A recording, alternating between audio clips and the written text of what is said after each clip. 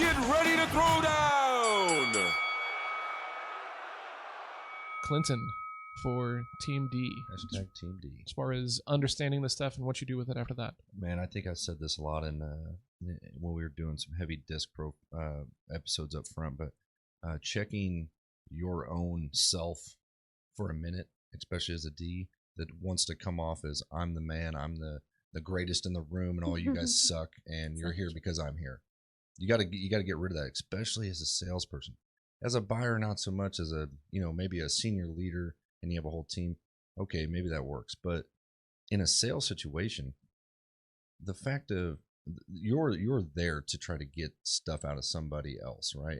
And your huge personality may not work, right? So you have to learn how to humble yourself for a minute, check it at the door, and have a business conversation.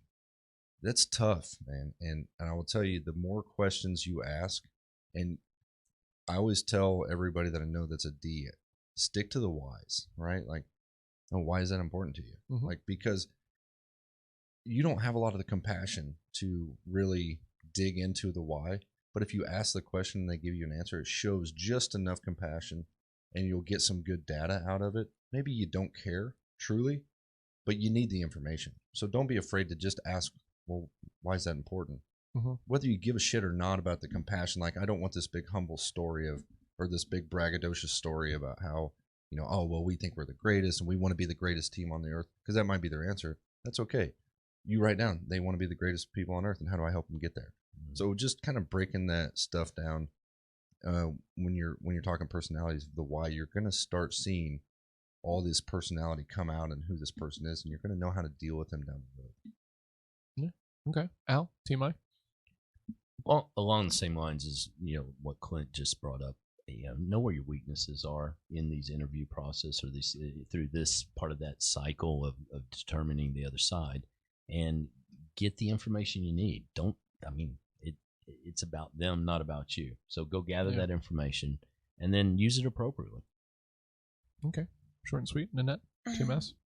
So I think it's really important not to. The thing that listening to them, I was like, man, so often we go in and we just talk way too much.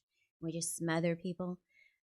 Find mutual benefit for each of you. Don't just go in there with, it's me, it's all about me. Kind of to what Clint was saying. Find something to benefit them as well.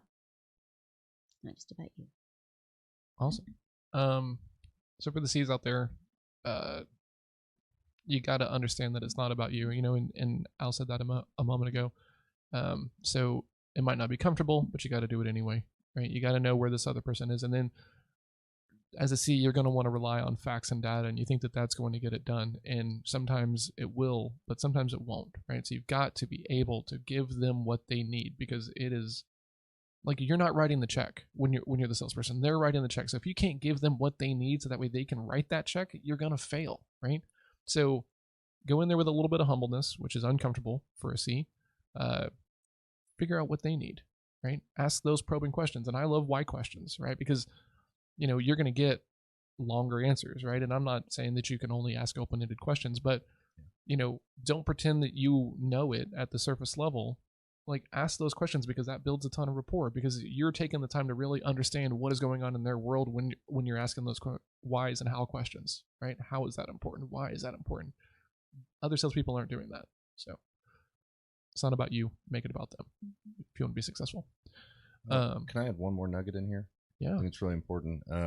So one of the things, too, is that you might have to ask a uncomfortable question to a person. So don't think that you have to 100% fall into, if I'm talking to a C, I can only talk, because to be honest with you, that C might need to hear some compassion and why you're doing what you need to do.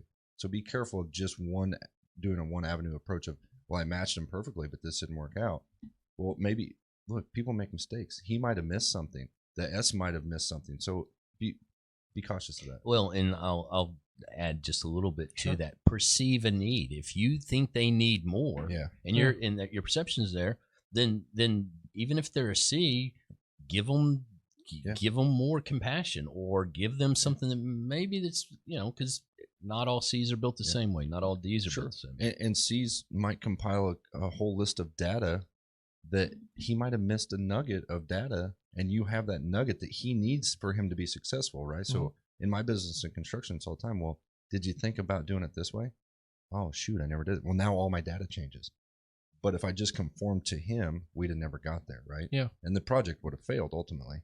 And that's being the consultant, honestly, right? Well, and if I'm presenting some data to John, who's a C, and I look at his face and he's looking all concerned, my next question should feel like something's concerning you here. Yeah, right? absolutely. It's okay to get emotional with a guy that maybe isn't super emotional, particularly when you see that emotion on his face. Sure. Yeah. And maybe he's digesting it and you're sensitive enough to pick up on it. Why not? Hey, John, is there a problem here? You don't look like you're very happy with what you're looking at.